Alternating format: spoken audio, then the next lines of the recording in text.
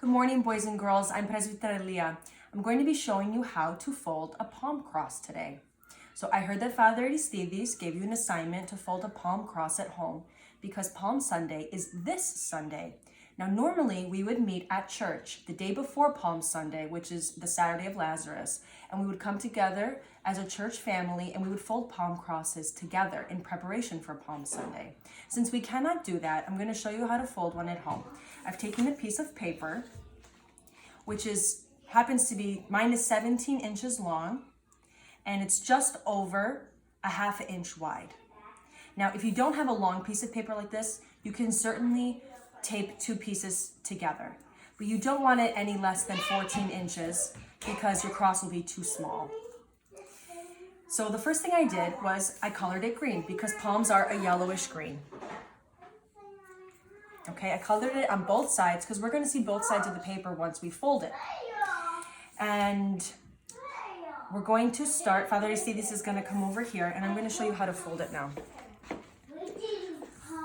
What you want to do is make sure that when you cut it, it's very, very much straight. If one end is wider than the other, we're going to run into problems when we fold the knot in the middle that holds the cross together. So what I'm going to do is I'm going to hold my cross or my piece of paper rather, I'm going to hold it in a vertical position. You can certainly do this on a table that's flat or anything that will help you stabilize it. But I'm going to hold it up just because that's what I happen to be used to. So I'm going to take my left thumb and I'm going to put it about halfway down the piece of paper. And I'm just going to pinch it. I'm going to take my right hand toward the top and I'm going to fold the top half down and to the right.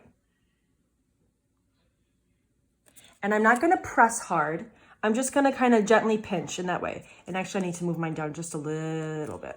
Okay, I'm just going to adjust. So I really want both the horizontal piece and the vertical piece to be equal in length. I'm going to continue to pinch with my left hand. I'm going to take the horizontal piece. I'm going to go behind, like so. And I'm going to transfer the pinch back to my left hand. And I'm going to, again, continue around back so the horizontal piece is back on the right side. Now, if you notice, what I've wrapped around the vertical portion of the paper, I want to make sure that the paper is not too tight, like this, and it's not too wide. And if you're having trouble with this, please feel free to ask your parents to help you. I really want the square knot to be the same width as the bottom piece of paper, okay? And again, I'm not pressing tightly yet because if I need to adjust, I need the paper to be a smidge loose like this. Next, what I'm going to do is turn this square into a knot. Now, if you notice when we wrapped, we sort of made, I'm going to go back, we made sort of a little triangle, if you can see that right there. So what I'm going to do is after I wrap, I make sure that the width is not too tight, it's not too loose. I'm going to pinch again gently with my left hand. I'm going to take my right hand, grab the bottom, and I'm going to put it behind that little triangle right there, okay? And you can see now why that knot that we wrapped around cannot be too tight and it cannot be too loose. So I'm going to push it through like this, and then we're gonna see it come out the bottom very gently. And you can see we've sort of made now a little square, just like that. We've made our knot. Now our cross is secure. So I'm going to go back to my horizontal piece. I'm going to take my horizontal piece. I'm going to fold it toward me in the front.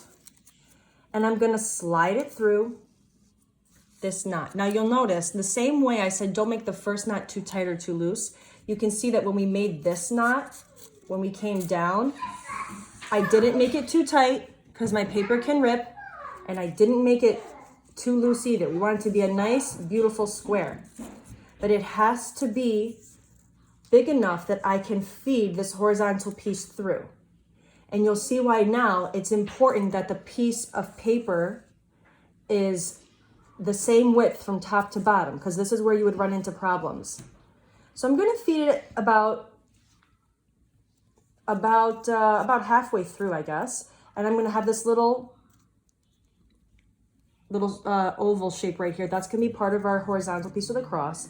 And then after I do this, I'm going to fold it back toward me. And I'm going to go back through that square.